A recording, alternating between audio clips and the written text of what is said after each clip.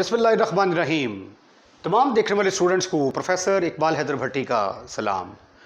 My dear students, हम mathematical method का chapter number 2 groups discuss कर रहे हैं और उसकी एक्सरसाइज 2.2 को ख़त्म फिनिश खल्लास करने की तरफ जा रहे हैं। आज का जो क्वेश्चन है question number 17, that is very very important for examination point of view. इसका सोल्यूशन शुरू करने से पहले अगर आपको मेरे नोट्स चाहिए तो आप डिस्क्रिप्शन में जाइए, वहाँ पे एक नंबर मिलेगा आपको 0300 8810 640।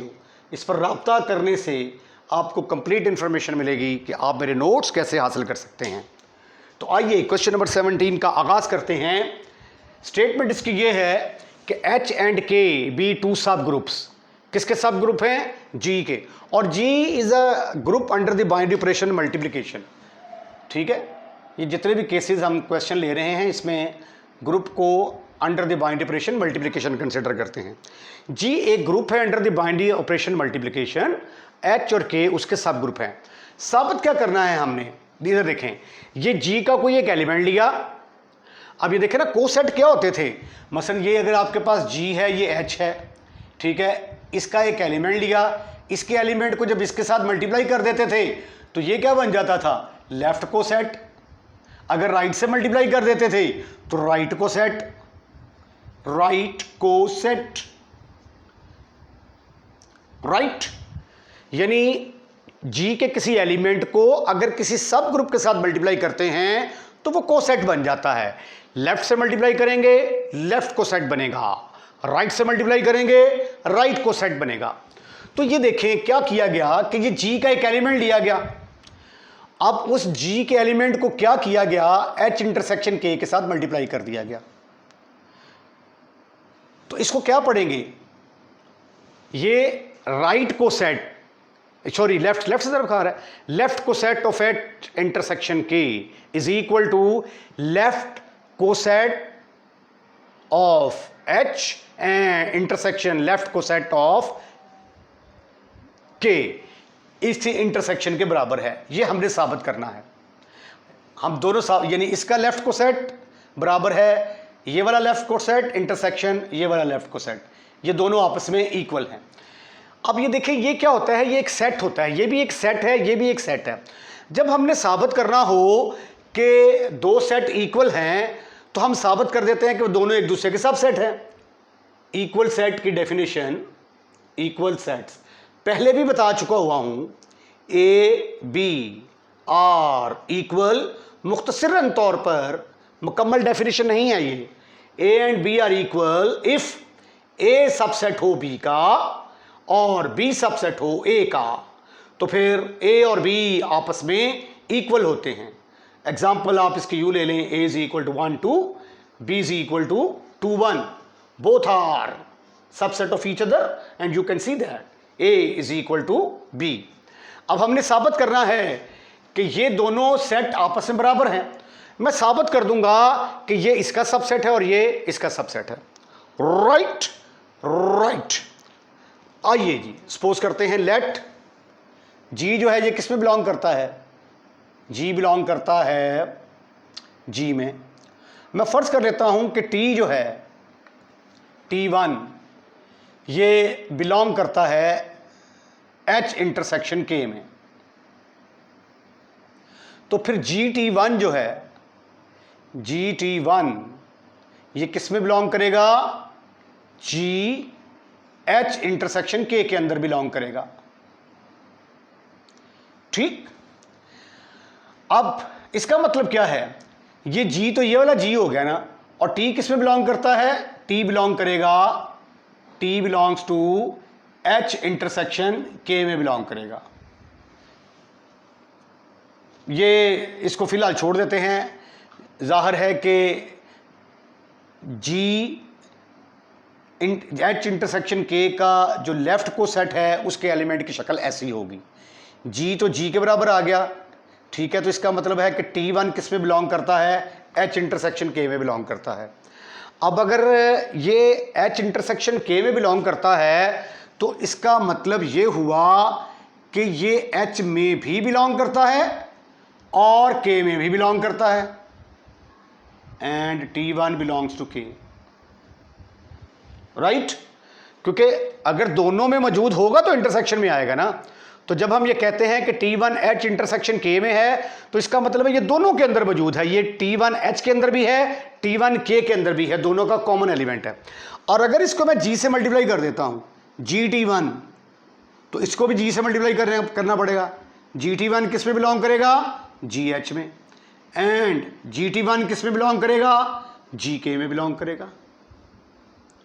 अब ये देखिए GT1 इसके अंदर भी मौजूद और इसके अंदर भी मौजूद, तो फिर इन दोनों की जो इंटरसेक्शन लूंगा उसके अंदर भी ये मौजूद होगा। This implies that GT1 belongs to GH intersection GK। अब ये देखिए मैंने ये वाला एलिमेंट लिया था इस सेट का एलिमेंट लिया, साबित कर दिया कि वो इस सेट के अंदर मौजूद है। इसी तरीके से मैं साबित कर सकता हूं इसके सारे के सारे एलिमेंट, जिस तरह ये साबित किया है कि ये इसके अंदर है, मैं साबित कर सकता हूं कि इसके सारे के सारे एलिमेंट इसके अंदर मौजूद हैं। और अगर इसके सारे के सारे एलिमेंट इसके अंदर मौजूद हैं तो फिर ये क्या होगा? ये इसका सबसेट होगा। This implies that GH intersection K will be a subset of GH intersection GK। Okay, हम सपोज कर लेते हैं कि दिस इज ओवर नंबर 1। अब कन्वर्सली हमने चलना है। कन्वर्सली अब हम क्या सपोज करेंगे? पहले हमने सपोज किया था कि ये इसके अंदर बिलोंग करता है, ठीक है। अब हमने पहले इसका एलिमेंट लिया, साबित कर दिया इसके अंदर मौजूद है। अब इसका एलिमेंट लेंगे, ठीक है। आइए इसका एलिमेंट सपोज करते हैं। लेट GT2 ये कोई एलिमेंट है जो कि बिलोंग करता है GH इंटरसेक्शन GK के अंदर। अब जब हम कहते हैं कि ये इनकी इंटरसेक्शन में है, तो फिर ये इस सेट के अंदर भी मौजूद होगा, ये वाला एलिमेंट इसके अंदर भी मौजूद होगा और ये वाला एलिमेंट इसके अंदर भी मौजूद होगा। दोनों में मौजूद था तो इनके इंटरसेक्शन में आया ना, तो इसलिए हम इसको फिर क्या लिखेंगे? This implies that GT2 belongs to GH and GT2 belongs to GK। Okay. अब ये देखिए G, तो ये वाला G आ गया ना, तो इसका मतलब है कि एक्चुअली T2 किस में बिलोंग करता है? T2 बिलोंग करता है H के अंदर, एंड और T2 बिलोंग करता है K के अंदर भी। अब ये वाला एलिमेंट इसके अंदर भी है और इसके अंदर भी है, तो इसका मतलब इनके इंटरसेक्शन लेंगे उसके अंदर भी आएगा। This implies that T2 belongs to H intersection K।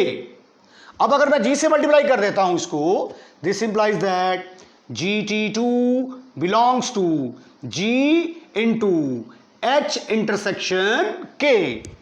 तो ये देखें मैंने क्या किया, मैंने इसका एलिमेंट लिया, ये वाला एलिमेंट GT2, मैंने साबित कर दिया कि ये GH इंटरसेक्शन K के अंदर मौजूद है। तो इसी तरीके से मैं साबित कर सकता हूं कि इसके सारे के सारे एलिमेंट इसके अंदर मौजूद हैं, और अगर इसके सारे के सारे एलिमेंट इसके अंदर मौजूद हैं तो ये क्या होगा? ये इसका सबसेट होगा। तो इसको फिर मैं कैसे लिखूंगा? Sweety and cutie boys, it can be written as के GH implies that GH intersection GK is a subset of GH intersection K। अब ये देखें, इसका नाम रख दिया मैंने नंबर 2। अब ये इसका सबसेट है और ये इसका सबसेट है, दोनों एक दूसरे के सबसेट आ गए। फ्रॉम 1 and 2, फ्रॉम 1 and 2, 1 और 2 में से यू कैन सी कि G left coset of H intersection K बराबर है left coset of H intersection left coset of K।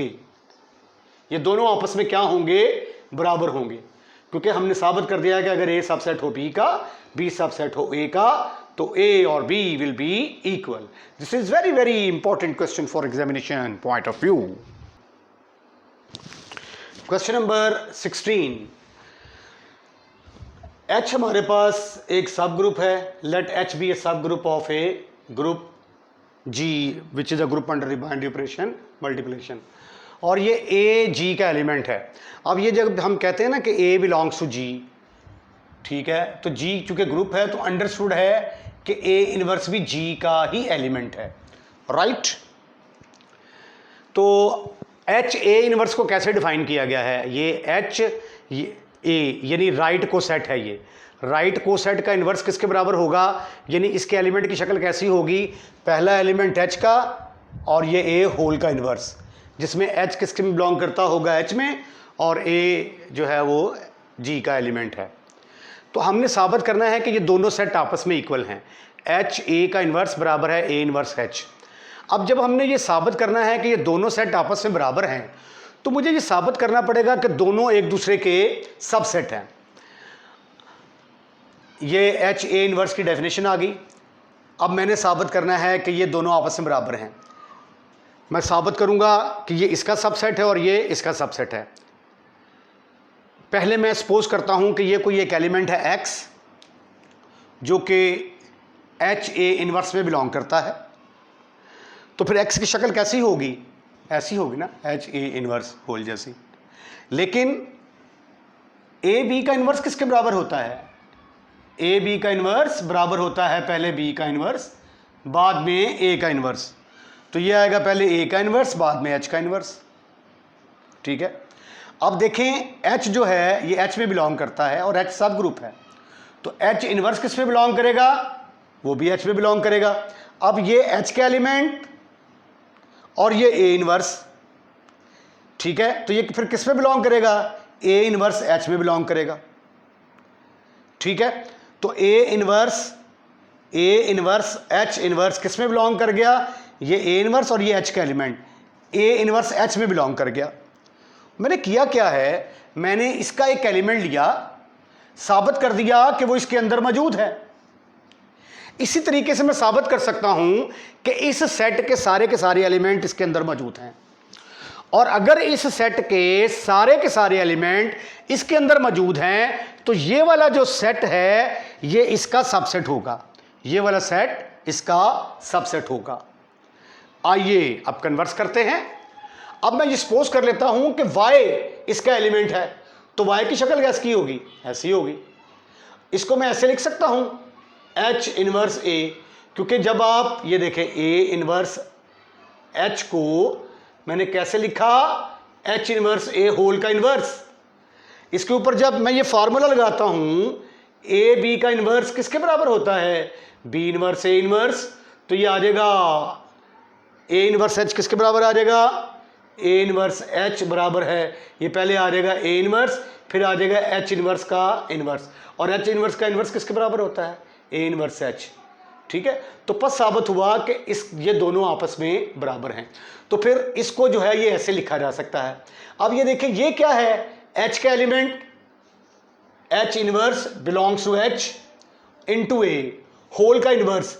ये H का एलिमेंट इनटू A होल का इनवर्स, H का एलिमेंट इनटू A होल का इनवर्स किस में बिलोंग करेगा? H A होल के इनवर्स में बिलोंग करेगा. तो मैंने इसका एलिमेंट लिया, इसका एक एलिमेंट लिया, साबित कर दिया वो इसके अंदर मौजूद है. इसी तरह इसके के सारे एलिमेंट इसके अंदर मौजूद होंगे, तो फिर ये इसका क्या होगा? सबसेट होगा. अब ये देखें फ्रॉम 1 ये इसका सबसेट है, H A inverse is a subset of A inverse of H, और A inverse of H subset है H A इनवर्स का. दोनों एक दूसरे के सबसेट हैं. अगर दोनों एक दूसरे के सबसेट हैं तो दोनों आपस में क्या होंगे? बराबर होंगे. क्वेश्चन है let G be a cyclic group of prime order P. Show that, हमने साबित करना है कि non trivial subgroup exist नहीं करेगा. अगर इसका ऑर्डर प्राइम होगा तो नॉन ट्रिवियल सब ग्रुप इसका एग्जिस्ट नहीं करेगा. मसलन फ़र्ज़ किया कि G मेरे पास एक साइक्लिक ग्रुप है A square A cube A4 और फ़र्ज़ कर लिया A5 पर आइडेंटिटी एलिमेंट आ जाता है। अब G का ऑर्डर कितना है 5। अब 5 के जो डिवाइज़र हैं उसी ऑर्डर के ग्रुप बनाए जा सकते हैं। अब 5 किस किस पर तकसीम होता है, ये 1 पर डिवाइड होता है और 5 पर डिवाइड होता है। तो इसके दो ग्रुप हम बना सकते हैं, एक ग्रुप जिसका ऑर्डर 1 होगा और एक ग्रुप जिसका ऑर्डर 5 होगा। यानी H1 फ़र्ज़ कर लिया ये हमारे पास आ गया, वो सिर्फ और सिर्फ आइडेंटिटी एलिमेंट के बराबर ही होगा A5, ठीक है।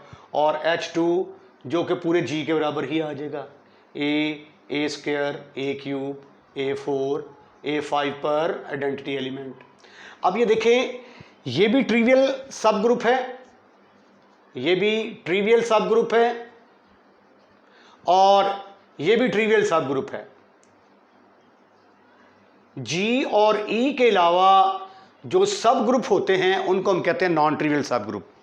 तो ये देखें, इसका ऑर्डर प्राइम था तो इसके जो सब ग्रुप बने हैं वो ट्रिवियल सब ग्रुप बने हैं।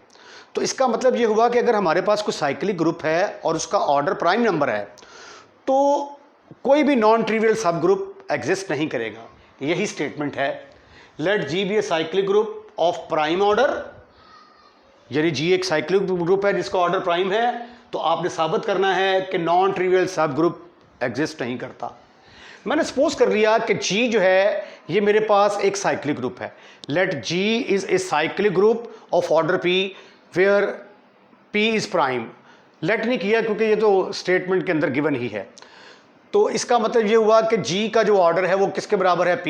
Remember P is prime. और प्राइम नंबर क्या होते हैं, प्राइम नंबर ये होते हैं जो अपने आप पर और 1 पर तकसीम होते हैं। प्राइम नंबर की डेफिनेशन क्या है, a number P greater than 1 is said to be prime.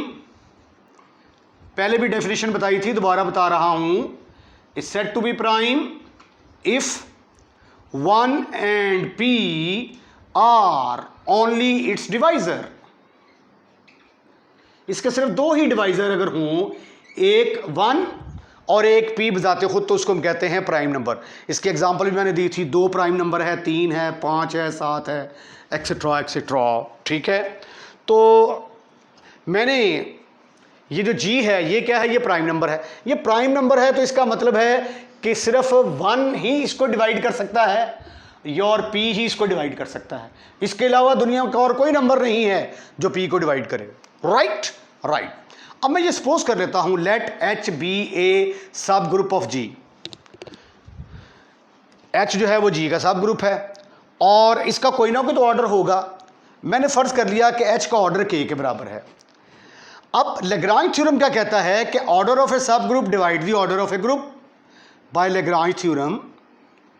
Lagrange theorem, order of subgroup divide the order of a group, right। अब H का ऑर्डर क्या है, K। G का ऑर्डर क्या है, P। अब जो है K फिर किसको डिवाइड करेगा, P को डिवाइड करेगा। K P को तो डिवाइड कर सकता है लेकिन P के डिवाइजर तो सिर्फ दो ही हैं, एक 1 और एक P। तो इसका मतलब ये हुआ कि K या तो 1 के बराबर होगा या K जो है ये P के बराबर होगा। तो फिर इसका मतलब ये हुआ कि हम इसके जो सब ग्रुप बना सकते हैं उसका ऑर्डर या तो 1 होगा या उसका ऑर्डर P होगा। और अगर ऑर्डर P होगा तो वो G के बराबर ही होगा। तो ऑर्डर 1 और G इटसेल्फ ये दोनों सब ग्रुप होते हैं, इनको हम कहते हैं ट्रिवियल सब ग्रुप। तो इसका मतलब है कि दोनों सूरतों में क्या बनेंगे, ट्रिवियल सब ग्रुप बनेंगे। तो हैंस रिजल्ट क्या निकला कि अगर इसका ऑर्डर प्राइम है तो कोई भी नॉन ट्रिवियल सब ग्रुप नहीं बनेगा, सिर्फ और सिर्फ ट्रिवियल सब ग्रुप बनेंगे जी। लो जी, फिर यहां से रिजल्ट निकला कि जो हमारा सब ग्रुप है H, उसके अंदर सिर्फ एक ही एलिमेंट होगा या फिर जो हमारा सब ग्रुप बनेगा वो जी के बराबर ही होगा, क्योंकि के और पी दोनों का ऑर्डर सेम है। और ये भी क्या है, ट्रिवियल, और ये भी क्या है, trivial. No non trivial subgroup exist, no non trivial subgroup exist. Okay. Question number 6 है, let G be a cyclic group of order 24। यानी इसका मतलब है कि जी हमारे पास एक ग्रुप है और उसके एलिमेंट्स की तादाद 24 है। जी हमारे पास एक साइक्लिक ग्रुप है जो ए से जनरेट होता है और इसके एलिमेंट की तादाद 24 है। ए की पावर 24 पर आइडेंटिटी एलिमेंट आ जाता है। Find the order of an element, ये 3 एलिमेंट है, इनका ऑर्डर निकालना है। ऑर्डर ऑफ एन एलिमेंट क्या होता है? ऑर्डर ऑफ एन एलिमेंट, किसी एलिमेंट का ऑर्डर क्या होता है? ए की कम से कम वो लीस्ट पॉजिटिव इंटीजर पावर लें जिस पर हमें आइडेंटिटी आ जाए। अगर ए की पावर n पर आइडेंटिटी आ जाता है, where n is the least positive integer, n is the least positive integer, तो फिर हम कहेंगे कि a का ऑर्डर किसके बराबर है? n के बराबर है। ठीक है, मसलन ये देखें, g आपके पास एक ग्रुप है 1 ओमेगा ओमेगा स्क्वायर। ओमेगा की कम से कम कितनी पावर लें कि जो आप आइडेंटिटी एलिमेंट आ जाए? ओमेगा क्यूब पर भी 1 आता है, ओमेगा 6 पर भी 1 आता है, ओमेगा 9 पर भी आइडेंटिटी एलिमेंट आता है, लेकिन इनमें ओमेगा की पावर 0 पर भी आइडेंटिटी एलिमेंट आता है, लेकिन लीस्ट पॉजिटिव इंटीजर ये पॉजिटिव नहीं है, ख़त्म। और इनमें सबसे छोटा कौन सा है? 3। तो ओमेगा का ऑर्डर किसके बराबर आ गया? 3। ये है ऑर्डर ऑफ एन एलिमेंट की डेफिनेशन। अब इस डेफिनेशन को इस्तेमाल करते हुए हम ये जो डिफरेंट हमारे पास एलिमेंट्स हैं इनका ऑर्डर निकालने की कोशिश करते हैं। पहले हम सपोज कर लेते हैं कि ई का ऑर्डर निकालना है हमने।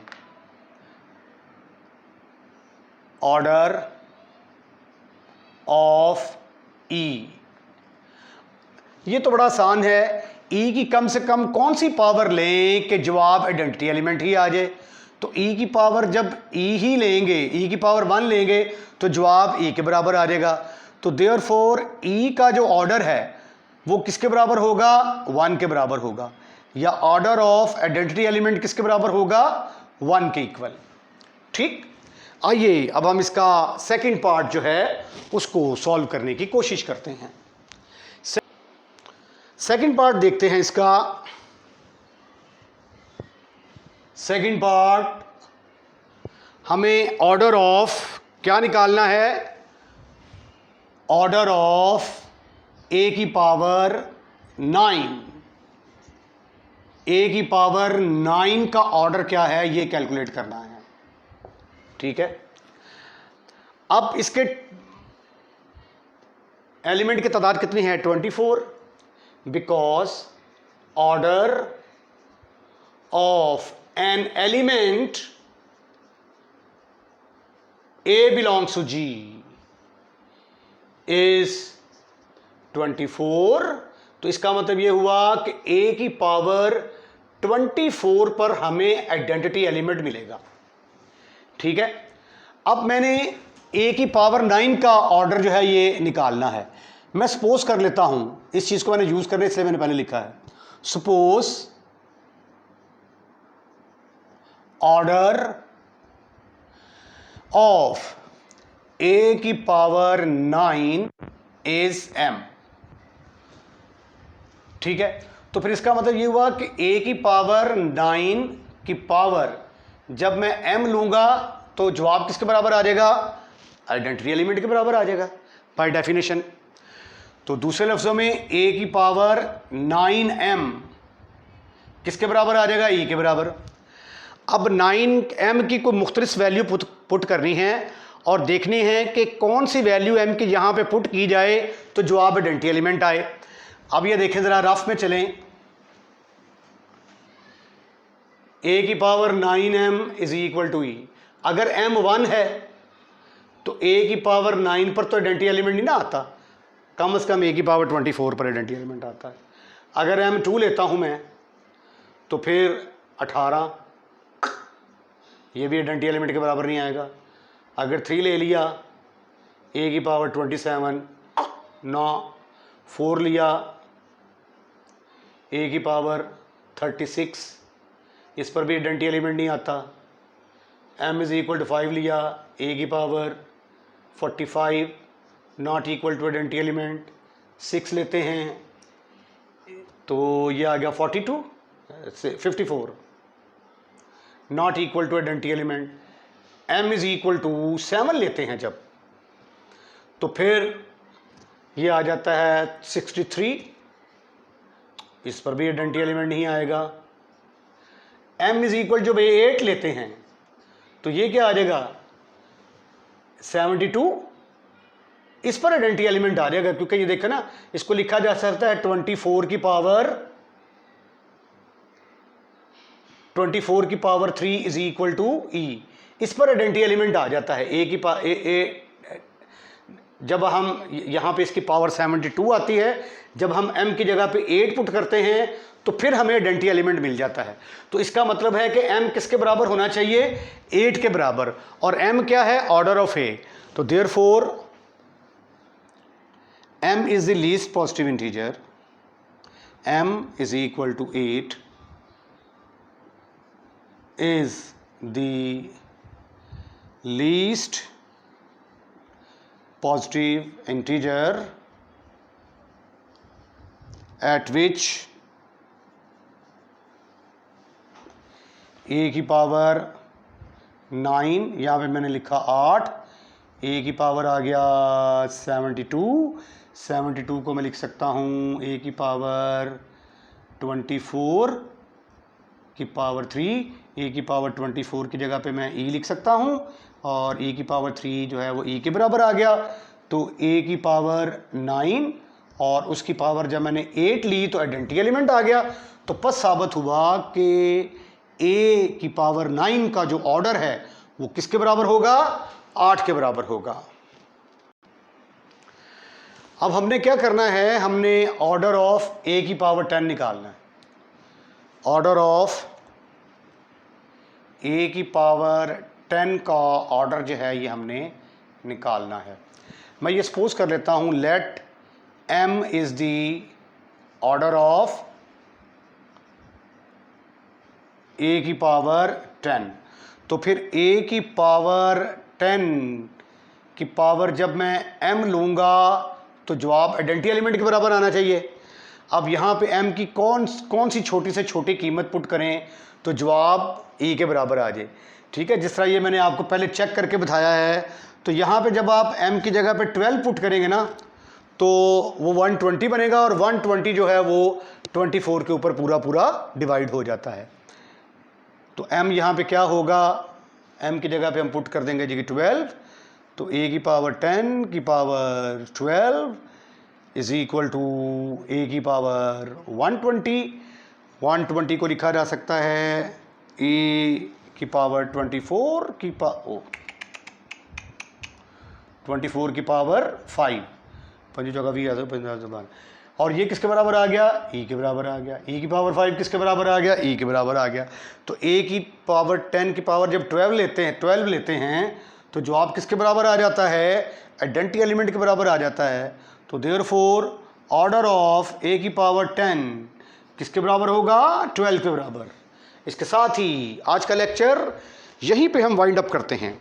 अगर आपको हमारी वीडियो पसंद आई है तो इसको लाइक ज़रूर कीजिएगा, और लाइक करने के बाद शेयर करना मत भूलिएगा। अगर आपने हमारा चैनल सब्सक्राइब कर दिया है तो थैंक यू वेरी मच। अगर हमारा चैनल सब्सक्राइब नहीं किया तो बराए मेहरबानी हमारा चैनल सब्सक्राइब करें, क्योंकि जब आप वीडियो वॉच कर रहे होते हैं तो रेड कलर का सब्सक्राइब लिखा हुआ आ रहा होता है, जस्ट आपने उसको पुश करना है, ऐसे करके टच करेंगे चैनल सब्सक्राइब हो जाएगा। और अगर आप ये चाहते हैं कि हर नया आने वाली वीडियो सबसे पहले आपके पास पहुंचे तो फिर बेल आइकॉन के बटन को भी दबाइए, तो जो वीडियो हम अपलोड करेंगे वो सबसे पहले आपके पास पहुंचेगी। ये जो है ना, रिमेंबर, ये क्वेश्चन का हिस्सा नहीं है, ये सिर्फ समझाने के लिए रफ वर्क।